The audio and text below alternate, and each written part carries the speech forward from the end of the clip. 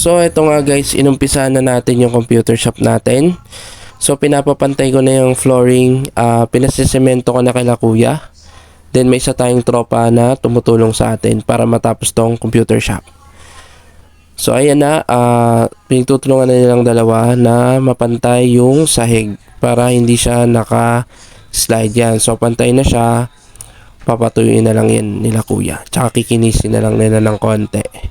Then yung isa yung nagpuputol ng plywood para sa ating computer table. So ang plano ko dyan is isang computer table, 3 PC ang pwedeng ilagay. So 6 na PC muna ang starting natin. So yan, ginabi na po tayo guys.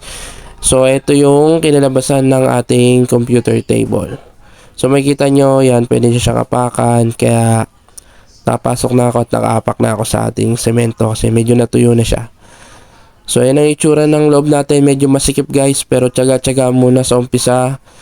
Sana mas lumaki pa tayo. So ito yung tatlong computer ang kasya dyan sa table na yan. So yan, iniikot ko pa. Yan, so ayan, 3 sila dyan na monitor. Then sa taas yung CPU na ilalagay natin.